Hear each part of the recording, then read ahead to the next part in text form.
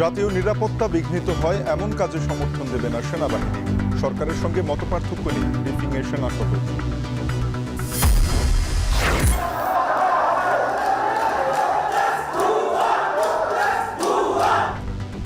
সরকারি চাকরি অধ্যাদেশ বাতিলের দাবিতে কাল ফের বিক্ষোভ। বৃহস্পতিবারের মধ্যে চেয়ারম্যানের পদত্যাগ দাবি এনপিআর ঐক্য পরিষদের। ইশরাককে শপথ পড়াতে সমর্থকদের আলটিমেটাম। নগর ভবনে বিক্ষোভ, শপথ না পড়ানোর রিট খারিজের বিরুদ্ধে আপিল শুনানি কাল। নির্বাচন না হওয়া পর্যন্ত কমবে না সংকট, বলছে বিএনপি। গণতন্ত্র পুনরুদ্ধারে দেরি হলে দেশ নিয়ে বাড়বে ষড়যন্ত্র। গণতান্ত্রিক অর্ডার ফিরিয়ে আনতে চাই এবং এটা যত বিঘ্নিত হবে, যত দেরি হবে, তত বেশি আমাদের সংকট বাড়তে থাকবে। ঠেকানো যাচ্ছে না পুশিন। দুই সীমান্ত দিয়ে আজও ৩৭ জনকে ঠেলে পাঠালো বিএসএফ। পুশিন ইস্যুতে ভারতের সঙ্গে আলোচনা। অ্যামিকেবল সলিউশন পৌঁছানোর জন্য চেষ্টা করছি। আনঅফিসিয়ালি এবং অফিসিয়ালি যোগাযোগ করছি।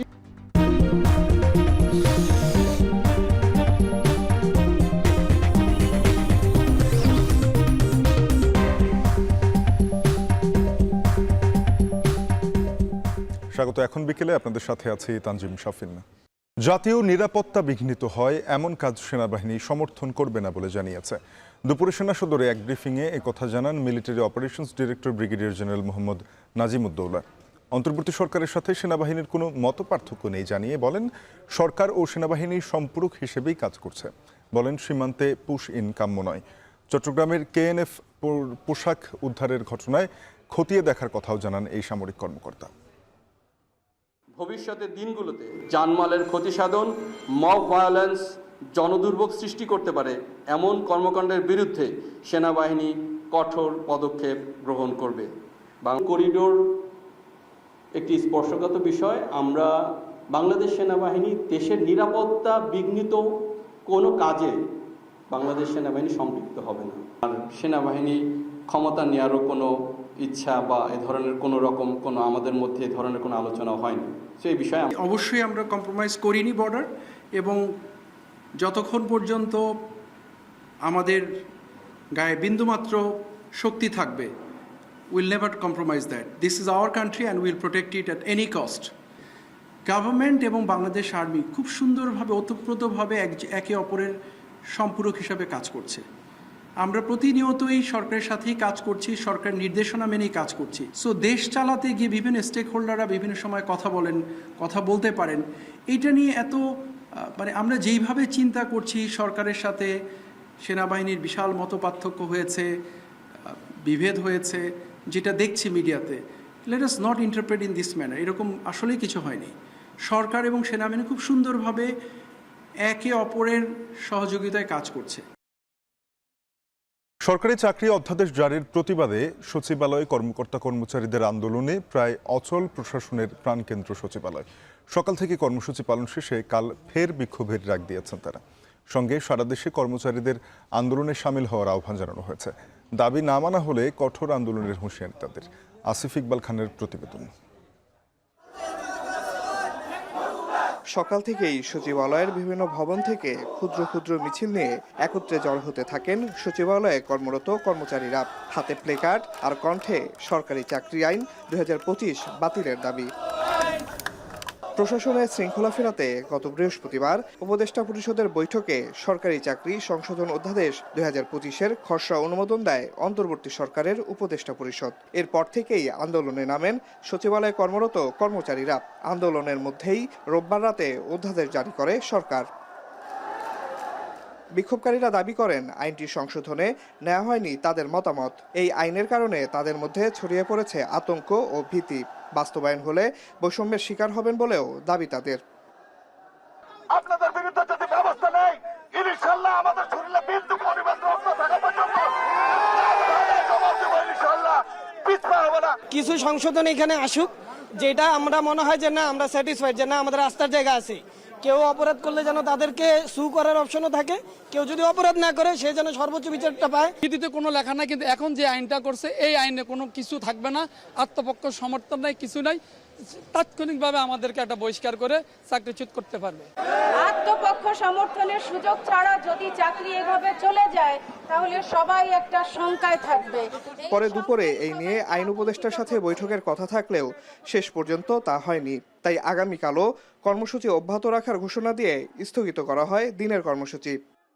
মাননীয় আইন উপদেষ্টা মহোদয় রাষ্ট্রীয় জনগুরুত্বপূর্ণ একটি বিষয়ে আমাদেরকে অবহিত করেছেন যে আয়োজনে যমুনাতে প্রধান উপদেষ্টা মহোদয়ের সাথে মিটিংয়ে বা সভায় উপস্থিত থাকবেন। আগামীকাল সারা বাংলাদেশের কর্মকর্তা কর্মচারীদের প্রতি অনুরোধ থাকলো আপনারা অবশ্যই আপনাদের যার যার অবস্থান থেকে কর্মসূচি পালন করবেন যতক্ষণ পর্যন্ত সচিবালয় থেকে আমরা কোনো নির্দেশনা না দেব। বিক্ষোভের প্রভাব পড়ে প্রশাসনের প্রাণকেন্দ্র সচিবালয়ের স্বাভাবিক কার্যক্রমে। এক পর্যায়ে বন্ধ করে দেওয়া হয় সচিবালয়ের প্রধান ফটকও।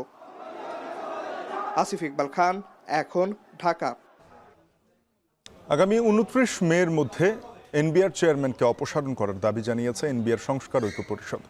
দুপুরে এনবিআর ভবনে সংবাদ সম্মেলনে এই কথা জানানো হয়। আন্দোলনকারীরা জানান এনবিআর চেয়ারম্যানের অসহযোগিতার ফলেই সংস্থাটিতে এমন খারাপ অবস্থা সৃষ্টি হয়েছে। এ সময় রাজস্ব সংস্কারের লক্ষ্য এনবিআরকে স্বতন্ত্র রেখে অর্থ মন্ত্রণালয়ের অধীনে বিশেষ বিভাগের বিজ্ঞপ্তি বিষয়ে স্বস্তি প্রকাশ করেন তারা।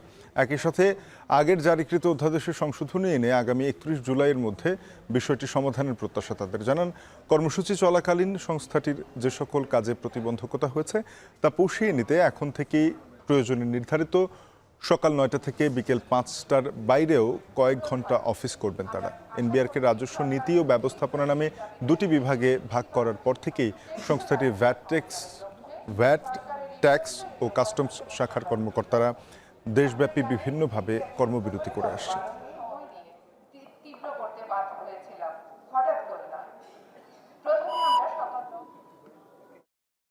জাতীয় রাজস্ব বোর্ড শক্তিশালীকরণ এবং রাজস্ব নীতি প্রণয়ন কার্যক্রম পৃথকীকরণের লক্ষ্যে আগামী 31 জুলাই 2025 তারিখের মধ্যে জারিকৃত অধ্যাদেশে প্রয়োজনীয় সকল সংশোধনী আনা হবে। উল্লেখ্য, প্রয়োজনীয় সংশোধনের পূর্ব পর্যন্ত জারিকৃত অধ্যাদেশটি কার্যকর করা হবে না। আমরা ভেবে দেখেছি যৌক্তিক কর্মসূচি আবহে সকল স্তরের কর্মকর্তা কর্মচারীগণের সমন্বয়ে গড়ে ওঠা এনবিআর সংস্কার ঐক্য পরিষদের প্রয়োজনীয়তা অনস্বীকার্য বিধায় এর কার্যক্রম অব্যাহত থাকবে। এই পরিষদের মাধ্যমে আমরা একটি শক্তিশালী ও জনবান্ধব এনবিআর গড়তে বিভিন্ন সংস্কার প্রস্তাব ও ভাবনা নিয়ে আগামীতে কাজ করব। পতিত স্বৈরাচারকে সমর্থন জানিয়ে আমলারা কালো ব্যাজ পরে অফিস করায় সরকারি কর্মকর্তাদের সমালোচনা করেছেন এনসিপির দক্ষিণাঞ্চলের মুখ্য সংগঠক হাসনাত আব্দুল্লাহ। দ্বিতীয় দিনের পথসভা কার্যক্রমের অংশ হিসেবে চট্টগ্রামের বিপ্লব উদ্যানে তিনি বলেন, সচিবালয় দুর্ভিক্ষে আক্রান্ত প্রতিষ্ঠান আর এনবিআর হচ্ছে দুর্নীতির আঁতুড়ঘর।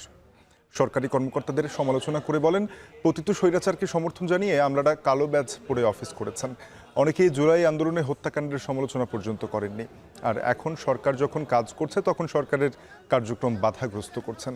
হুঁশিয়ারি দিয়ে বলেন, সংস্কার কার্যক্রমে সচিবালয় বা এনবিআর থেকে বাধা আসলে কঠোর হাতে দমন করা হবে। নির্বাচনী প্রক্রিয়ার অংশ হিসেবে চট্টগ্রাম সফর করেছেন এনসিপির নেতারা। গতকাল চট্টগ্রামের দক্ষিণাঞ্চল সফরের পর আজ উত্তর চট্টগ্রামের বিভিন্ন অংশ ঘুরে দেখছেন এনসিপি নেতারা।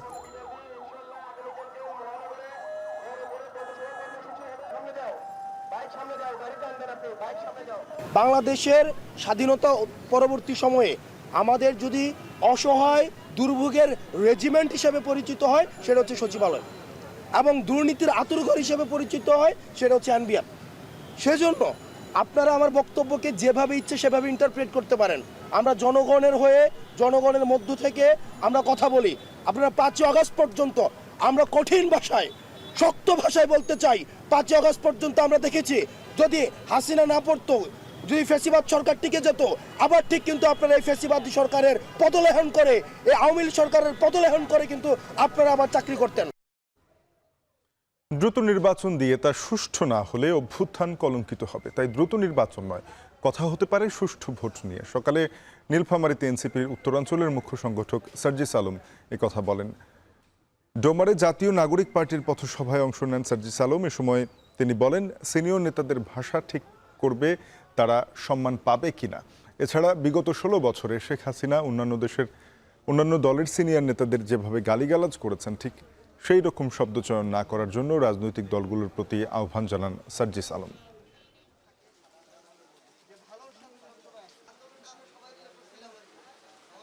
নির্বাচন দ্রুত দিতে হবে এটা কথা হতে পারে না, বরং কথা এটি হতে পারে যে নির্বাচন স্বচ্ছ সুষ্ঠু হওয়ার জন্য সামগ্রিক প্রক্রিয়াগুলো সম্পন্ন করে বিচার এবং সংস্কার পাশাপাশি চালিয়ে গিয়ে যখন এই সুষ্ঠু স্বচ্ছ নির্বাচন দেওয়ার উপযুক্ত সময় হবে, অন্তর্বর্তীকালীন সরকার বলেছে আগামী জুনের মধ্যে, তখন যেন এটি হয়। দ্রুত নির্বাচন হবে, স্বচ্ছ সুষ্ঠু হবে না, তাহলে ওই নির্বাচন অভ্যুত্থান পরবর্তী সময়ে একটি কলঙ্কে পরিণত হবে। 24 ঘন্টার মধ্যে ইশরাক হোসেনকে শপথ না পড়ালে কঠোর আন্দোলনের হুঁশিয়ারি দিয়েছেন ডিএসসিসির শ্রমিক কর্মচারীরা। ঢাকা দক্ষিণ সিটি কর্পোরেশনের মেয়রের দায়িত্ব এখনো বুঝিয়ে না দেয়ায় সকাল থেকে ফের নগর ভবন অবরোধ করেন তারা। এদিকে নগর ভবনে টানা আন্দোলনে বন্ধ হয়েছে সব ধরনের সেবা কার্যক্রম। সিউল আহমেদের প্রতিবেদন। চলছে 13তম দিনের মতো আন্দোলন, বন্ধ আছে নাগরিক সেবা। দাবি একটাই, ইশরাক হোসেনকে মেয়র হিসাবে শপথ পড়াতে হবে। সকাল 11টার পর থেকে ঢাকা দক্ষিণ সিটি কর্পোরেশনে জড়ো হতে থাকে ইশরাক সমর্থিত নেতাকর্মীরা। এদিনও নগর ভবন ছিল তালাবদ্ধ। এ সময় তারা বলেন, দ্রুততম সময়ের মধ্যে ইশরাক হোসেনকে শপথ পড়িয়ে ডিএসসিসি মেয়র ঘোষণা করতে হবে। কোনো প্রশাসক নয়, মেয়রের অধীনেই কাজে ফিরতে চান তারা। আমরা যেহেতু বাংলাদেশ জাতীয়তাবাদী শ্রমিক দলের অন্তর্ভুক্ত, আমরা বিএনপির একটা শাখা সংগঠন। যদি আমাদের নির্বাচিত মেয়রকে আমাদেরকে না দেয়, তাহলে তার সাথে আমাদের সম্পর্ক থাকবে না, থাকবে কাদের? অনির্বাচিত কোনো প্রশাসক আসলে তারা জোর করে আমাদের দিয়ে দাবি আদায় করা হয়, জোর করে কাজ করানো হয়, যেটি কি না। ঠিক আছে, আর নির্বাচিত মেয়র আসলে রাত 3টা বাজে আমি ফোন দিলে পাবো। সেবামূলক কাজগুলো এখন কিন্তু স্থগিত আছে। আমরা কিন্তু এটা চাচ্ছি না, আমরাও চাচ্ছি না যে এই ধরনের কোনো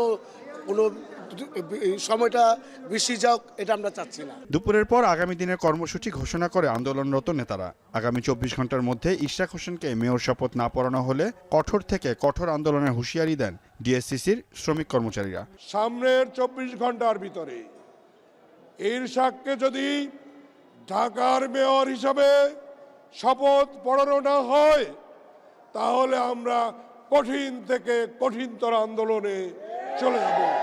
এদিকে ডিএসসিসি প্রশাসকের সাথে ফোনে কথা হয় এখন টিভির। তিনি জানান, নাগরিক সেবা কবে থেকে শুরু হবে এই বিষয়ে তিনি কিছুই জানেন না। আপনাদের কি কার্যক্রম সব বন্ধ এখনো? কবের মধ্যে চালু হবে কোনো আইডিয়া? কোরবানি হাটের ইজারাগুলোকে আপনারা দিচ্ছেন?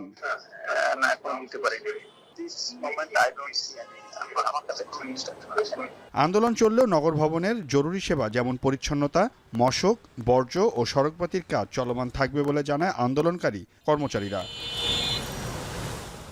সিউল আহমেদ, এখন, ঢাকা। বিএনপি নেতা ইশরাক হোসেনকে মেয়র ঘোষণার গেজেটের কার্যক্রম স্থগিত করে লিভ টু অ্যাপিল দায়ের করেছেন রিটকারী। চেম্বার আদালতে কাল এ বিষয়ে শুনানি হতে পারে।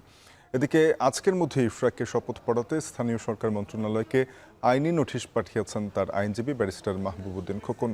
গত বৃহস্পতিবার ইশরাকের শপথ না পড়ানোর রিট দুটি গ্রাউন্ডে খারিজ করে দেন বিচারপতি মোহাম্মদ আকরাম হোসেন চৌধুরী ও বিচারপতি দেবাশিস রায় চৌধুরীর হাইকোর্ট বেঞ্চ। এর ফলে ইশরাকের শপথ নিতে আর কোনো আইনি বাধা নেই বলে সেদিন জানিয়েছেন তার আইনজীবীরা। আজ 26 মে শপথ পড়ানোর শেষ দিন থাকলেও স্থানীয় সরকার মন্ত্রণালয় কোনো উদ্যোগ নেননি। ইশরাক হোসেনের করা মামলার পরিপ্রেক্ষিতে গত 27 মার্চ ঢাকার প্রথম যুগ্ম জেলা জজ ও নির্বাচনী ট্রাইব্যুনাল তাকে মেয়র ঘোষণা করে রায় দেন। এরপর নির্বাচন কমিশন গত 27 এপ্রিল গেজেট প্রকাশ করে ইশরাকের শপথের ব্যবস্থা নিতে স্থানীয় সরকার মন্ত্রণালয়কে চিঠি দেয়।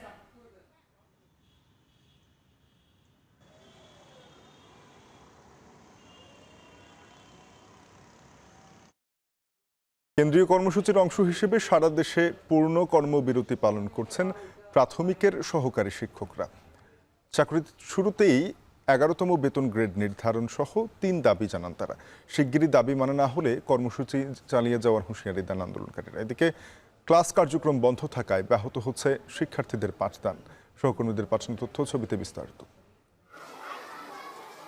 চাকরি পাওয়ার পর থেকেই 11তম বেতন গ্রেড নির্ধারণ সহ 3 দাবি জানিয়েছেন সরকারি প্রাথমিক বিদ্যালয়ের শিক্ষকরা। দাবি আদায়ে সোমবার সকাল থেকে কর্মবিরতি পালন করছেন শিক্ষকরা।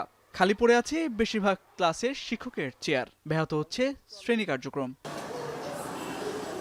খুলনা নগরীর প্রাথমিক বিদ্যালয়গুলোতে শিক্ষার্থীরা আসলেও বন্ধ রয়েছে শ্রেণী কার্যক্রম। পূর্ণ দিবস কর্মবিরতি পালনের ঘোষণা দিয়ে অফিস কক্ষে অবস্থান নেন সহকারী শিক্ষকরা।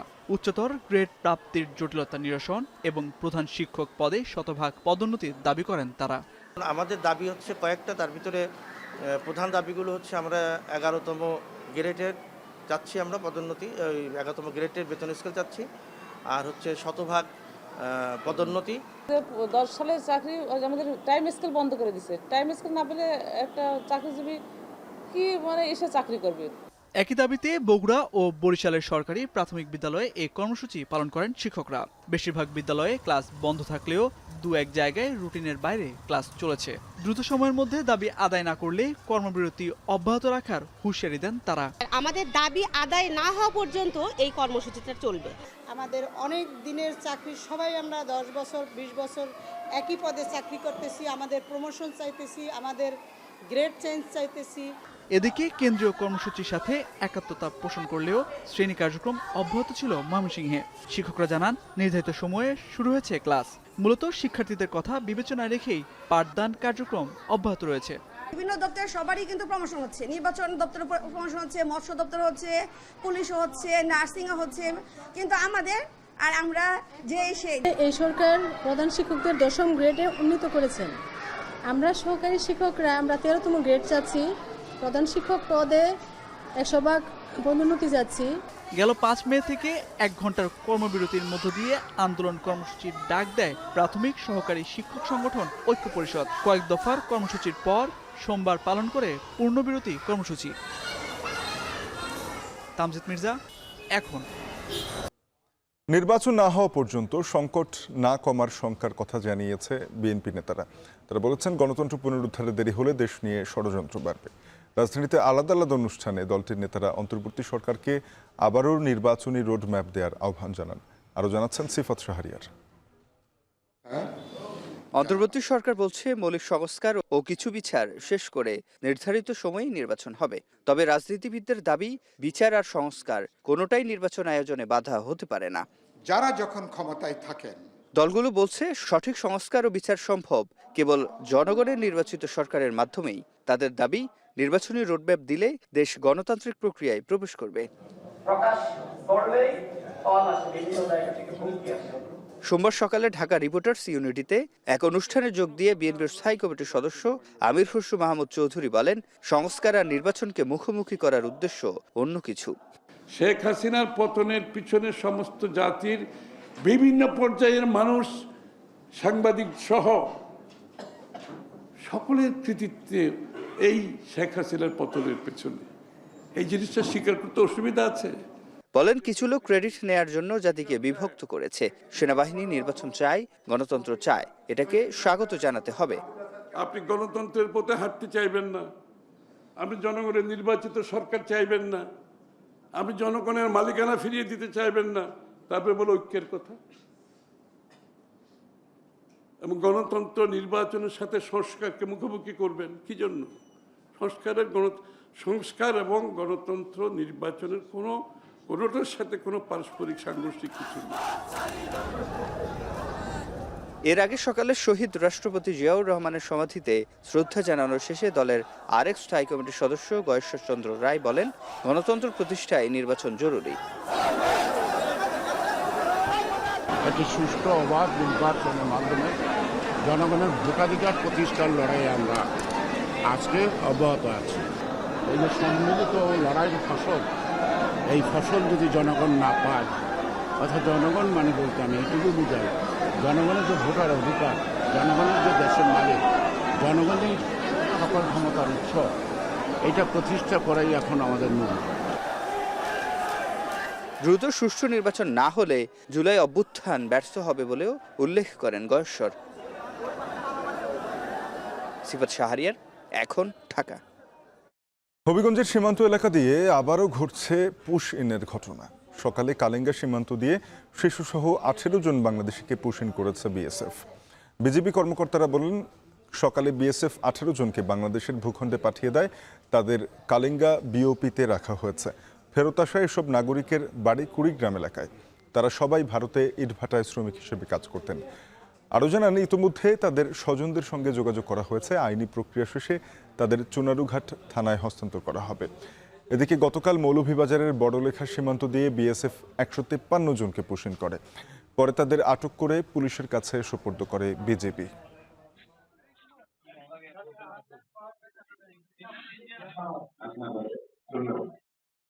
এদিকে প্রতিটি পুশিনের পরেই কূটনৈতিক বার্তা পাঠিয়ে প্রতিবাদ করছে ঢাকা। দিল্লিকে অনুরোধ করা হয়েছে কূটনৈতিক চ্যানেলে যোগাযোগ করার। বাংলাদেশকে ফেরত নিতে 2369 জনের তালিকা পাঠিয়েছে ভারত। সেই তালিকা যাচাইয়ের কাজ চলছে বলে জানিয়েছেন ভারপ্রাপ্ত পররাষ্ট্র সচিব রুহুল আলম সিদ্দিকী। দেখুন নাইম আবিরের প্রতিবেদন। গেল 2 সপ্তাহে বাংলাদেশের বিভিন্ন সীমান্ত দিয়ে 7 শতাধিক মানুষকে পুশিন করেছে ভারত। প্রতিটি পুশিনের পর কূটনৈতিক বার্তা পাঠিয়ে প্রতিবাদ করেছে ঢাকা। দিল্লিকে অনুরোধ করা হয়েছে কূটনৈতিক চ্যানেলে যোগাযোগ করবার। সেই প্রেক্ষিতে বাংলাদেশকে ফেরত নিতে 2369 জনের তালিকা পাঠিয়েছে ভারত। সেই তালিকা যাচাইয়ের কাজ চলছে। ভারপ্রাপ্ত পররাষ্ট্র সচিব বলছেন, ভারতের পাঠানো তালিকা যাচাই করতে পররাষ্ট্র মন্ত্রণালয়ের সময় লাগছে। বাংলাদেশি নাগরিক নয় এমন কাউকে পুশিন না করানোর বিষয়ে ভারতকে জানানো হয়েছে। এটার একটা অ্যামিকেবল সলিউশনে পৌঁছানোর জন্য চেষ্টা করছি আমাদের প্রতিবেশী দেশের সাথে, এবং আমরা চেষ্টা করছি যে যাতে কোনোভাবেই বাংলাদেশি না এরকম কাউকে আমাদের বাংলাদেশে পাঠানো হয়। তো আমরা ওদের সাথে বিভিন্ন পর্যায়ে আনঅফিশিয়ালি এবং অফিশিয়ালি যোগাযোগ করছি এবং আমরা এটা নিয়ে কাজ করছি। ভারত থেকে বাংলাদেশ বিরোধী কোনো প্রচারণা যেন না হয় সেই ব্যাপারেও বলা হয়েছে। শেখ হাসিনা সহ তার সময়ের মন্ত্রীদের বিচারের ক্ষেত্রে কোর্টের নির্দেশনা অনুসরণ করছে পররাষ্ট্র মন্ত্রণালয়। আলাদা করে কোনো একটা কেস আমরা ওইভাবে ওদেরকে বলি না, আমরা ওদেরকে জেনারেলি বলি যে তোমরা এমন কাউকে তোমরা প্রশ্রয় দিও না বা আশ্রয় দিও না যে যারা আমাদের বাংলাদেশের স্বার্থ বিরোধী, বাংলাদেশের সরকার সম্বন্ধে বা বাংলাদেশ সম্বন্ধে অপপ্রচার বা বাংলাদেশের ক্ষতি করার চেষ্টা করে। আমাদের এই প্রচেষ্টা সবসময় আছে। জাপানে প্রধান উপদেষ্টার সফর নিয়ে গণমাধ্যমে ব্রিফিং এসব বিষয় উঠে আসে। সফরে 7টি সমঝোতা স্মারক সই হবার কথা রয়েছে। জাপানের কাছে চাওয়া হয়েছে $1 বিলিয়ন বাজেট সহায়তা। তবে কত পাওয়া যাবে সেটা চূড়ান্ত হবে এই সফরেই। এই ভিজিটে আমাদের প্রধান এমফেসিস হচ্ছে বাজেটারি সাপোর্ট। আর বাজেটারি সাপোর্টে আপনারা জানেন আমাদের দুটো বাজেট থাকে, রেভিনিউ বাজেট এবং ডেভেলপমেন্ট বাজেট। আমরা সাধারণত সাপোর্টটা বেশি ডেভেলপমেন্ট বাজেটে নেই, এবং ডেভেলপমেন্ট বাজেটের মধ্যে আমাদের অনেক ইনফ্রাস্ট্রাকচার প্রজেক্টস আছে। কনফিডেন্টলি বলতে পারি যে আপনাদের আমাদের এই যে সাপোর্ট, আমরা বাজেটারি অ্যাসিস্ট্যান্স যেটা চাচ্ছি, লোন, সফট লোন চাচ্ছি, এটাও কিছু না কোনো ক্ষেত্রে ইনফ্রাস্ট্রাকচার ডেভেলপমেন্টের মধ্যে যাবে। সফরে প্রাধান্য পাবে কৌশলগত দ্বিপাক্ষিক সহযোগিতা, বাণিজ্য, অবকাঠামো খাতে বিনিয়োগ ও রোহিঙ্গা প্রত্যাবাসন ইস্যু। নাইম আবির, এখন, ঢাকা। শেরপুরের নালিতাবাড়িতে পরিবেশ উপদেষ্টার গাড়ি বহরে সাংবাদিকদের উপরে হামলা চালিয়েছে স্থানীয় প্রভাবশালীরা। এ ঘটনায় এখন টেলিভিশনের জেলা প্রতিনিধি জাহিদুল খান সৌরভ সহ অন্তত 4 সাংবাদিক আহত হয়েছেন।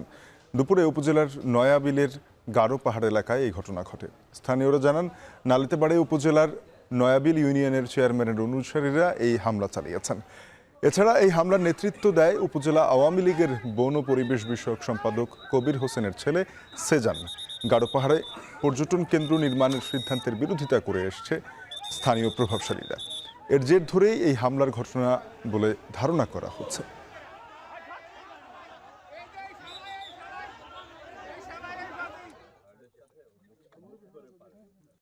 চাঁদপুরে ঈদুল আজহাকে কেন্দ্র করে জমে উঠতে শুরু করেছে পশুর হাট।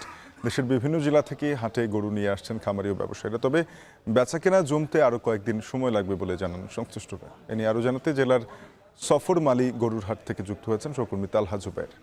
তালহা, হাটে গরুর সরবরাহ কেমন দেখছেন? বেচাকেনা কেমন চলছে? দাম নিয়ে ক্রেতা বিক্রেতারা কি বলছেন?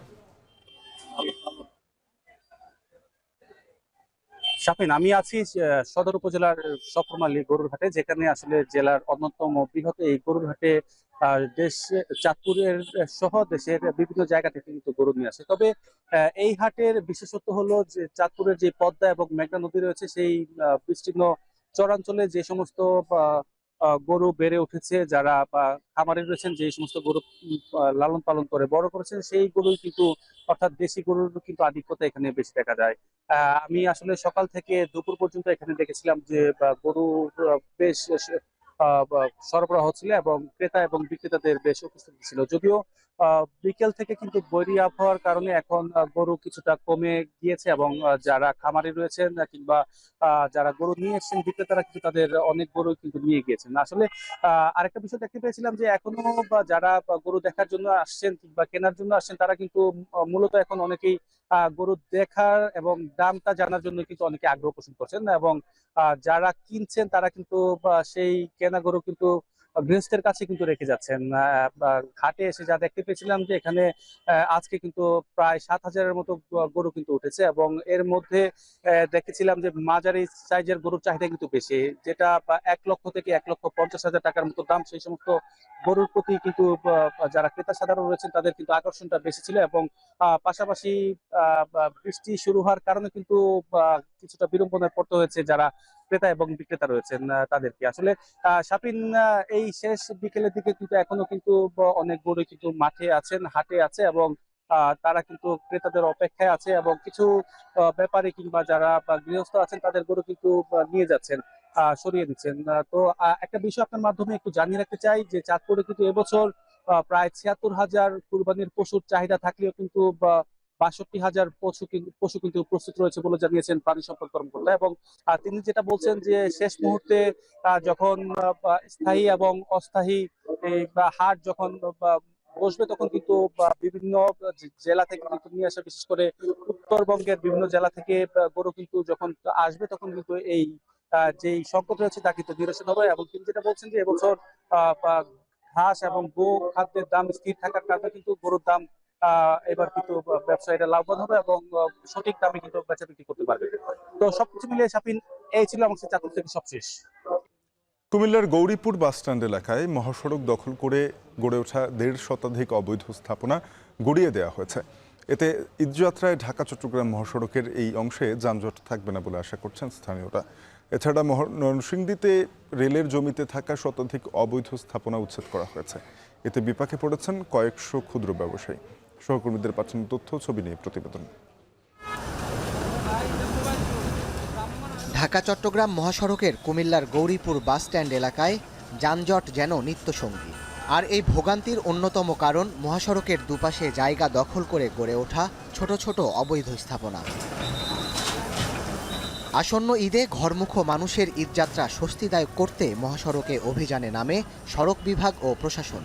যৌথ অভিযানে ভেঙে গুড়িয়ে দেয়া হয় রাস্তার দুপাশে অবৈধভাবে গড়ে ওঠা 1.5 শতাধিক স্থাপনা। প্রশাসনের হঠাৎ এমন অভিযানে ঈদের আগে বিপাকে পড়েছেন ক্ষুদ্র ব্যবসায়ীরা। ক্ষতি হয়েছে, মাল সাবানা সব কিছু আসছিল, ফলটল সব আসছিল, 2 মিনিটের সময় দেয় আইসই প্রথম ভাঙা শুরু করছে। মানে আমরা কি করবো, আমরা তো রাস্তায় ঘুরে গেছি গা কেলিগে আমাকে এক একটা লোকের 5 লাখ 6 লাখ টাকা কিস্তি। এটা বাজার সহকারে বলছিল যে মাজার মুর থেকে বাজার পর্যন্ত, কিন্তু বাজার তো দাদা যায় না, আমগো মুরে গরিব মানুষ, আমাদেরকে এই অবস্থা। তবে প্রশাসন বলছে মহাসড়ক দখলমুক্ত করতে বেশ কয়েকবার তাদের চিঠি দেয়া ও মাইকিংয়ের মাধ্যমে প্রচারণা চালানো হলেও তা কোনো কাজেই আসেনি। ফলে বাধ্য হয়েই অবৈধ দখলদারদের উচ্ছেদে অভিযানে নামে প্রশাসন। এই যে দোকানগুলো আমরা তুলে দিয়ে গেলাম, এই দোকানগুলো থেকে আমি গিয়ে ফল কিনতেছি। তো এই জায়গাগুলো থেকে আমরা চেষ্টা করছি যে সচেতনতার মাধ্যমে যাতে আমরা এই উচ্ছেদগুলো করতে পারি এবং আমরা এই দোকানগুলোতে যাতে আমাদের আর না আসতে হয়। এখানে এগুলো বেশিরভাগই ভাসমান, এটা সিজনাল ব্যবসা, যেমন ফ্রুটসের ব্যবসাগুলো করতেছে আপনারা দেখছেন, এগুলো বেশিরভাগই ভাসমান। অকেশনালি আসে, ঈদ উপলক্ষে বেশি আসে। এটা আসলে স্থায়ী এই মুহূর্তে এখানে কিছু করার নাই, আসলে আমাদের অবজারভেশনে রাখতে হবে। এদিকে নরসিংদীতে ঢাকা চট্টগ্রাম রেলপথের বীরপুর এলাকায় রেলওয়ের জায়গা দখল করে গড়ে ওঠা অবৈধ স্থাপনা উচ্ছেদে অভিযান চালিয়েছে কর্তৃপক্ষ। গুড়িয়ে দেয়া হয়েছে শতাধিক ছোট বড় স্থাপনা। বেলা 11টার দিকে নরসিংদী সদরের আরশিনগর রেল ক্রসিং এলাকা থেকে শুরু হয় অভিযান। বেলা বাড়ার সাথে সাথে তা এগিয়ে চলে বীরপুর গেট বাজার এলাকা পর্যন্ত। এ সময় উচ্ছেদে নেতৃত্ব দেয়া রেলওয়ের ভূসম্পত্তি বিভাগের কর্মকর্তাদের সঙ্গে বাকবিতণ্ডায় জড়ান দখলকারীরা। এটা আমাদের ব্যবসা করতাম, পিঠার দোকান আসলে অনেক বছর ধরে করতেছিলাম আর কি। আপাতত হেরা আসা সব দোকান পাটি ভেঙে ফেলেছে। মাস দুয়ে কইছে দোকানটা আবার দিছি, হেরা ভাঙ্গা দেয়, হেরা ভাঙ্গা দেওয়ার কারণে আমরা আবার দিছি, টাকা নিই তারা উপরে দোকানদারি করতে দেয়। এদিকে উচ্ছেদ অভিযান চলমান প্রক্রিয়া বলে জানিয়েছে রেলের ভূসম্পত্তি বিভাগ। এছাড়াও উচ্ছেদের কিছুদিন পর আবারও যেন উদ্ধার করা জায়গা বেদখল না হয় সেদিকেও নজর দেওয়ার আশ্বাস কর্মকর্তার। শুধু গণবিজ্ঞপ্তি না, আমরা যে এই উচ্ছেদ অভিযান দিয়েছি সেই উচ্ছেদ অভিযান তারা বারবার মাইকিং করা হয়েছে, তারা যায় না। ইভেন আমরা ওই পাশ থেকে উচ্ছেদ করে আসছি তখন পর্যন্ত কিন্তু তারা সরে না। আমরা উচ্ছেদ অভিযান সফলভাবে চলছে এবং চলবে। সড়ক, মহাসড়ক ও সরকারি জায়গা দখলকারীদের উচ্ছেদে নিয়মিত অভিযান অব্যাহত রাখার ঘোষণা প্রশাসনের। সাদাত শাহেদ, এখন। নারী সংস্কার কমিশনের কয়েকটি সুপারিশ বাতিল চেয়ে করা রিট খারিজ করে দিয়েছেন হাইকোর্ট। সোমবার বিচারপতি ফাতেমা নজিব ও বিচারপতি শিকদার মাহমুদুর রাজির হাইকোর্ট বেঞ্চ রিটটি খারিজ করে দেন। বিস্তারিত আদেশে রিট খারিজের আইনগত দিক ও পর্যালোচনা তুলে ধরার কথা জানিয়েছেন বিচারপতি। নারী সংস্কার কমিশনের সুপারিশমালায় থাকা বিতর্কিত ও সাংঘর্ষিক ধারাগুলোর বৈধতা চ্যালেঞ্জ করে এবং এসব ধারা পর্যালোচনার জন্য বিশেষজ্ঞ কমিটি গঠনের নির্দেশনা চেয়ে রিট দায়ের করা হয়। রিটকারী আইনজীবী জানান, নারী কমিশনের কয়েকটি সুপারিশ ধর্মের সঙ্গে সাংঘর্ষিক ও সংবিধানের পরিপন্থী, তাই রিট করা হয়েছে। কমিশনের সুপারিশ যেহেতু এখনও বাস্তবায়নই হয়নি, তাই এ বিষয়ে কোনো আদেশ না দিয়ে রিটটি সরাসরি খারিজ করে দেন আদালত। এবারে দেশের বাইরের খবর। শুধু গাজা সিটির এক স্কুলে হামলা চালিয়ে 6 শিশুসহ 25 বাস্তুচ্যুত ফিলিস্তিনিকে জীবন্ত পুড়িয়ে হত্যা করেছে বর্বর ইসরায়েল। কিন্ডারগার্টেন স্কুলসহ আরও বেশ কয়েকটি আশ্রয়কেন্দ্রে চালানো হয়েছে প্রাণঘাতী বোমা হামলা। এ নিয়ে রোববার একদিনেই গাজায় অর্ধশতাধিক গাজাবাসীকে হত্যা করেছে ইসরায়েল। প্রায় এক সপ্তাহ আগ্রাসন ও ক্ষুধার যন্ত্রণায় প্রাণ গেছে প্রায় 600 নিরীহ ফিলিস্তিনির। এদিকে গাজায় থাকা বাস্তুচ্যুতদের আশ্রয়কেন্দ্রগুলোতে টার্গেট করে হামলা জোরদার করেছে ইসরায়েলি বাহিনী। এ অবস্থায় দ্রুত যুদ্ধ বন্ধের আহ্বান ইউরোপ ও আরব দেশগুলোর। এদিকে ইসরায়েলের বেন গুরিয়ন আন্তর্জাতিক বিমানবন্দরে ক্ষেপণাস্ত্র হামলার দাবি ইয়েমেনের হুথিদের, আর হুথিদের ছোড়া ক্ষেপণাস্ত্র প্রতিহত করার দাবি ইসরায়েলি সেনাবাহিনীর। এবারে খেলার খবর। জর্ডান ও ইন্দোনেশিয়ার বিপক্ষে ত্রিদেশীয় টুর্নামেন্টে অংশ নিতে দেশ ছেড়েছে বাংলাদেশ নারী ফুটবল দল। আফিদা খন্দকারের নেতৃত্বে 23 সদস্যের দল নিয়ে জর্ডান যাচ্ছেন কোচ পিটার বাটলার। বিদ্রোহ শেষ করে বাটলারের অধীনে সবাই খেলতে রাজি হলেও স্কোয়াডে মারিয়া, মনিকা, ঋতুপর্ণারা থাকলেও নেই সাবিনা খাতুন, মাসুরা পারভিনরা। সিনিয়র ফুটবলার ছাড়া আরব আমিরাত সফরে 2 ম্যাচেই হেরেছিল আফিদারা। জর্ডানে 23 জনের স্কোয়াডেও অধিকাংশই ছিলেন আমিরাত সফরের দলে। নতুন করে শক্তিশালী দল গড়ার পরিকল্পনা নিয়ে এগোচ্ছে বাটলার। 23 মে ইন্দোনেশিয়া ও 3 জুন জর্ডানের বিপক্ষে মাঠে নামবেন নারীরা। র্যাঙ্কিংয়ে দল দুটি বাংলাদেশের চেয়ে 40 থেকে 60 ধাপ এগিয়ে।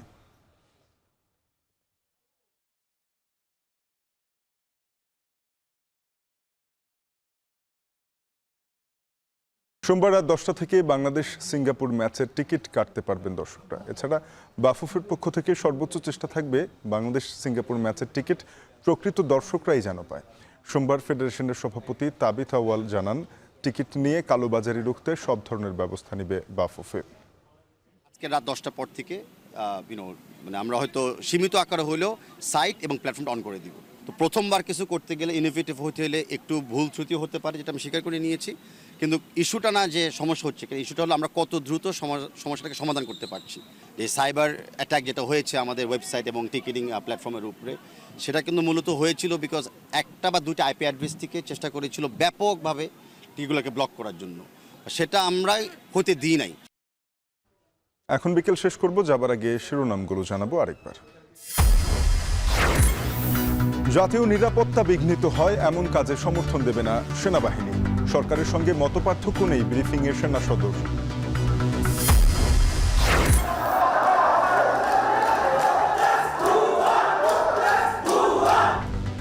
সরকারি চাকরি অধ্যাদেশ বাতিলের দাবিতে কাল ফের বিক্ষোভ। বৃহস্পতিবারের মধ্যে পদত্যাগের দাবি এনবিআর চেয়ারম্যানের। ইশরাককে শপথ পড়াতে সমর্থকদের আলটিমেটাম, নগর ভবনে বিক্ষোভ। শপথ না পড়ানোর রিট খারিজের বিরুদ্ধে আপিল শুনানি কাল। নির্বাচন না হওয়া পর্যন্ত কমবে না সংকট বলছে বিএনপি। গণতন্ত্র পুনরুদ্ধারে দেরি হলে দেশ নিয়ে বাড়বে ষড়যন্ত্র। গণতান্ত্রিক অর্ডার ফিরিয়ে আনতে চাই এবং এটা যত বিঘ্নিত হবে, যত দেরি হবে, তত বেশি আমাদের সংকট বাড়তে থাকবে। ঠেকানো যাচ্ছে না পুশিন, 2 সীমান্ত দিয়ে আজও 37 জনকে ছেড়ে পাঠালো বিএসএফ। পুশিন ইস্যুতে ভারতের সঙ্গে আলোচনা।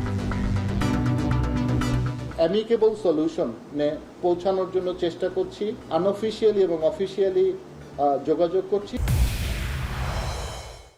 এ ছিল এখন বিকেলে। এখন টেলিভিশনের ওয়েবসাইট দেখতে ভিজিট করুন www.ekhon.tv। যুক্ত থাকুন ফেসবুকে facebook.com/tv.ekhon এবং ইউটিউবে দেখতে ভিজিট করুন youtube.com/c/ekhon tv।